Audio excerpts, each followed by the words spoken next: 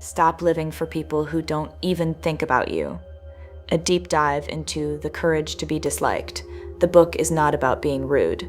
When I first heard the title, The Courage to be Disliked, I thought it sounded like a book about becoming cold. It gives that impression at first. The title almost feels designed to provoke you. It sounds like the kind of modern self-help advice that says, stop caring, cut people off, put yourself first, and call it freedom. But after spending more time with the book, I do not think that is what it is saying. The book is not asking you to become rude. It is not telling you to enjoy rejection. It is not saying that other people do not matter. The real message is more uncomfortable than that. It asks whether you can live honestly without needing everyone to approve of you first. That is a much deeper idea, because most people do not think of themselves as approval-seeking. They think they are simply being polite, mature, realistic, or considerate. But when you look closely at ordinary life, you can see how often people edit themselves before the world even reacts. They soften an opinion before saying it. They delay a decision because someone might be disappointed. They stay in situations that no longer fit because leaving would require explanations. They choose a version of themselves that is easier for other people to accept. None of this looks dramatic. That is why it is easy to miss. A person can look free from the outside and still be emotionally controlled by the fear of being judged. That is the central tension of the book. The Courage to be Disliked is not really about becoming disliked.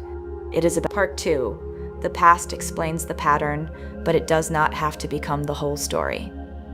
One of the boldest parts of the book is its attitude toward the past. The philosopher challenges the idea that people are fully controlled by earlier experiences. This can sound harsh if it is taken too literally, so I think it needs to be handled carefully. The past matters. A person who grew up around criticism will probably become sensitive to judgment. Someone who was loved only when useful may start connecting love with performance. A person who learned that honesty leads to conflict may become very skilled at staying quiet. These patterns do not appear from nowhere. So the point is not to dismiss pain or pretend that people can simply choose a new personality overnight. That would be shallow. The stronger interpretation is this. The past may explain the beginning of a pattern, but it should not automatically be allowed to write the ending. For example, avoiding conflict may have protected someone at one stage of life. If disagreement used to lead to punishment, silence made sense. But years later, that same silence can ruin adult relationships. It can create resentment, distance, and a feeling of being unseen. The old strategy once solved a problem. Later, it becomes the problem. This is where the book is useful. It pushes the reader to ask what a pattern is doing now. Not only where it came from, but what purpose it still serves. Avoidance gives temporary relief. People-pleasing gives approval. Over-explaining gives a sense of control. Staying small protects a person from visibility. Being needed gives identity. These rewards are not imaginary. They are exactly why the pattern survives. The uncomfortable truth is that people often keep habits not only because they suffer from them, but because some part of them still benefits from them. That is not blame. It is analysis. A person cannot change a pattern honestly until they understand what the pattern has been giving them. Part 3. Why approval becomes so addictive. Adlerian psychology takes relationships very seriously. Adler did not see human beings as isolated individuals who simply need more willpower. He believed that our lives are deeply shaped by how we relate to others. That is why the desire to be liked is not foolish. Wanting to belong is human. Wanting respect is human. Wanting to feel valued by other people is not weakness. The problem begins when approval stops being something pleasant and becomes something necessary. There is a big difference between enjoying approval and depending on it. When approval becomes emotional safety, disapproval starts to feel like a threat. A small criticism can feel much larger than it should. A delayed message can create a story in the mind. Someone's disappointment can make a person doubt a decision that was actually reasonable. At that point, the person is not simply responding to reality. They are responding to what the situation might mean. Maybe I am losing connection. Maybe I am not good enough. Maybe I am about to be rejected. That fear starts shaping behavior. A person becomes careful in a way that is not really wisdom. They avoid conversations that need to happen. They choose the acceptable version of the truth. They stay in roles that feel safe because those roles are already approved. This is the invisible prison the book is talking about. No one has to physically stop you. Sometimes the imagined reaction is enough. Someone might not even criticize you. You only need to imagine the criticism, and your life becomes smaller before anything happens. That is why the title of the book works so well. It names the fear directly. The fear is not just being disliked. The deeper fear is losing the identity built around being approved. Part 4. The mask that people praise. One of the most painful things about approval seeking is that the mask often gets rewarded. A person who never complains is called strong. Someone who avoids conflict is called mature. A person who gives too much is called generous. Someone who never asks for much is called easygoing. And sometimes those descriptions are true, but sometimes they are also incomplete. A person may look calm because they never learned how to express anger safely. They may seem easygoing because having preferences once created problems. They may appear generous because being useful became their main way of feeling loved. This is why the book's message can feel personal. It suggests that some of what we call character may actually be adaptation. That does not make it fake. Adaptation is real. It helped the person survive certain environments. But when the adapted self becomes the only self anyone knows, approval starts to feel strange. People praise you, but the praise does not fully land. They admire the strong version, but not the tired person underneath. They appreciate your patience, but not the resentment you never expressed. They like how easy you are to be with, but not the cost of becoming that easy. This is why being liked can still feel lonely. The approval reaches the role, not the person. And over time, the person underneath may feel increasingly unknown. I think this is one of the most important insights connected to the book. Being accepted is not the same as being seen. You can be accepted for a performance and still feel deeply alone. Real belonging requires more risk than approval does. Approval asks you to be acceptable. Belonging requires you to be more real. That is why people who are addicted to approval often struggle with intimacy. They want closeness, but they also hide the parts of themselves that could make closeness real. Part 5. Whose task is this? One of the most useful ideas in the book is the separation of tasks. The phrase sounds simple, almost too simple, but it becomes powerful when you apply it to everyday relationships. The idea is that not everything emotionally connected to you is your responsibility. Your task is your action, your communication, your honesty, your behavior, and your willingness to repair when you have genuinely caused harm. Another person's reaction belongs partly to them. That distinction is difficult for people who are used to managing everyone's emotional state. Imagine setting a boundary respectfully. You are not attacking anyone. You simply say that something does not work for you. The other person may still feel disappointed. They may need time. They may interpret your boundary through their own expectations. The approval-seeking mind immediately wants to fix the reaction. It wants the boundary, but it also wants the other person to feel perfectly comfortable with it. That is impossible. You cannot live inside another person's interpretation of you. This does not mean other people's feelings do not matter. They do. The book should not be used as an excuse to become careless. If you harmed someone, you should care. If your words were unfair, you should repair. If you acted selfishly, you should be honest about that. But responsibility is not the same as control. Responsibility means acting with integrity. Control means trying to prevent every uncomfortable reaction. People often confuse the two because control can sound kind in the mind. It says, "I just do not want to hurt anyone." Sometimes that is true care. Other times it is fear of being seen as the bad person. That difference matters. There are moments when someone's discomfort does not prove that you did something wrong. It may simply mean that your honesty interrupted an old expectation. If someone was used to unlimited access to you, your boundary will feel different. If someone benefited from your silence, your voice may feel inconvenient. If someone preferred the version of you that never disappointed them, your growth may feel like loss. The separation of tasks does not make life cold. It makes relationships more honest. It allows care without self-erasure. Part 6. The courage to be ordinary. Another idea from the book that I find interesting is the courage to be ordinary. At first, it sounds disappointing. Most people do not want to be ordinary. They want to be special, respected, impressive, or at least recognized for their effort. That desire is understandable, but the book is not saying that ambition is wrong. It is pointing at something more subtle, the need to feel superior in order to feel valuable. This is where Adler's idea of vertical and horizontal relationships becomes important. A vertical relationship is based on ranking. One person is above, another below, better or worse, ahead or behind, more successful or less successful. Modern life trains people to think this way constantly. School ranks performance, work ranks status, social media ranks attention. Even personal growth can turn into a competition where people compare discipline, healing, confidence, and productivity.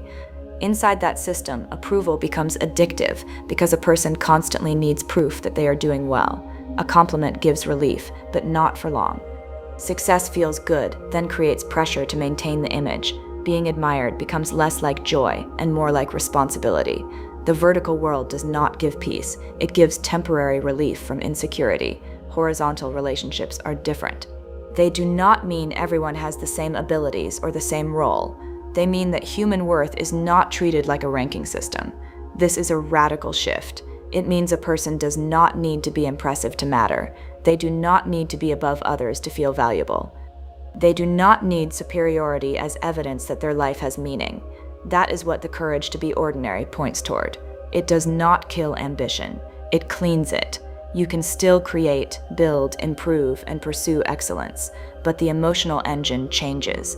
Instead of trying to prove that you deserve a place in the world, you begin participating in life from a more stable place. That is much healthier.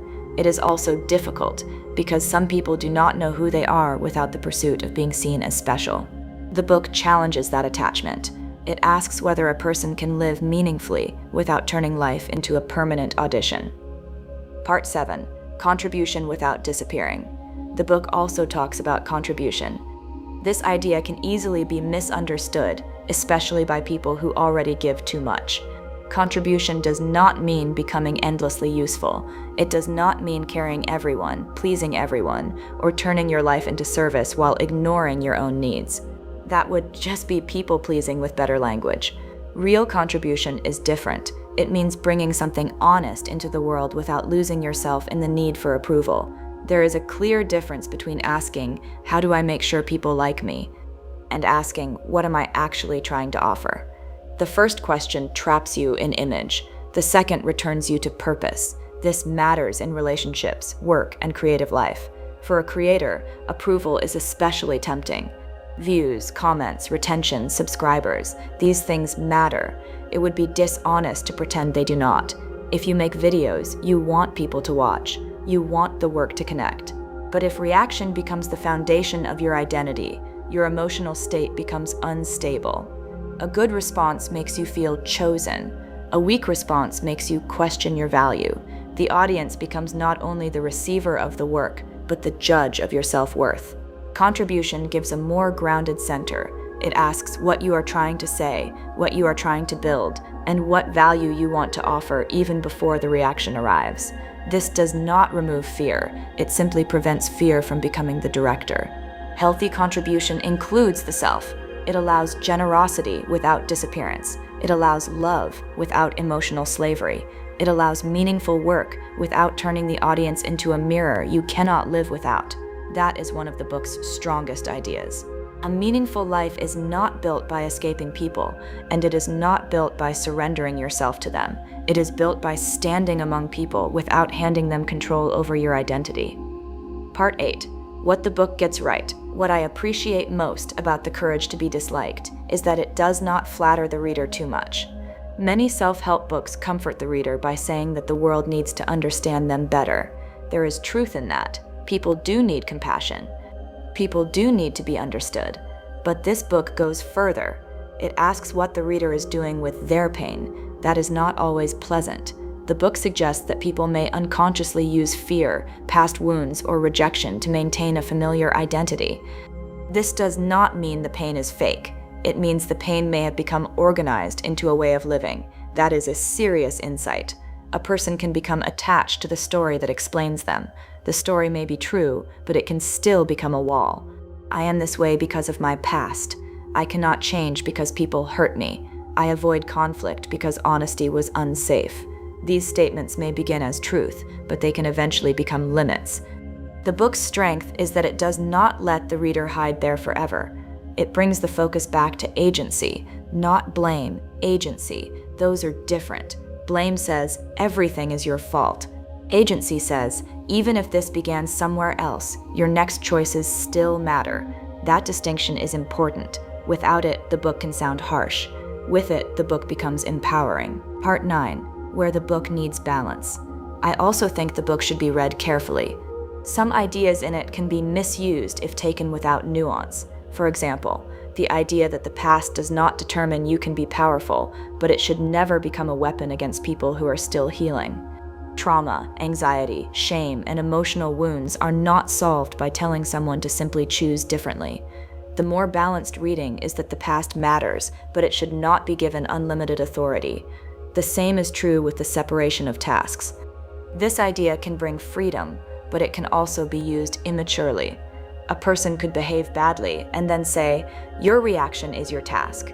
That is not wisdom, that is avoidance. The mature version is more demanding. It says, "I am responsible for my actions, my honesty, my communication, and my repair when I cause harm. But I am not responsible for controlling every interpretation someone has of me." That is a difficult balance. The goal is not to become colder. The goal is to become cleaner. Cleaner in your motives, cleaner in your boundaries, cleaner in your relationships. Care remains, love remains, responsibility remains. What disappears is the belief that you must abandon yourself to be a good person. Part 10. Practical lessons from the book. The first lesson is to notice where you edit yourself out of fear. Not every edit is bad. Social awareness matters. Timing matters. Kindness matters. But there is a difference between choosing words carefully and shrinking your truth so nobody reacts. The second lesson is to ask, whose task is this? This question can interrupt a lot of unnecessary suffering. It helps separate honest responsibility from emotional control. The third lesson is to stop treating guilt as automatic proof of wrongdoing. Guilt may mean you violated your values, but it may also mean you violated an old survival rule. The fourth lesson is to examine the reward behind the pattern. If a behavior keeps repeating, it probably gives you something: approval, safety, identity, control, or relief. Until that reward is understood, the pattern will keep returning. The fifth lesson is to practice honesty in small moments. Not dramatic honesty, not brutal honesty, just clean honesty. I need time to think. That does not work for me. I see it differently. I cannot do that. These sentences may look simple, but for someone who built a life around approval, they are not small. They are the beginning of a different relationship with the self. Conclusion. The real meaning of the courage to be disliked. The courage to be disliked is not the desire to be rejected. It is the willingness to stop disappearing in order to be accepted. That is the real meaning of the book for me. The goal is not to become selfish. It is to stop calling self-abandonment kindness.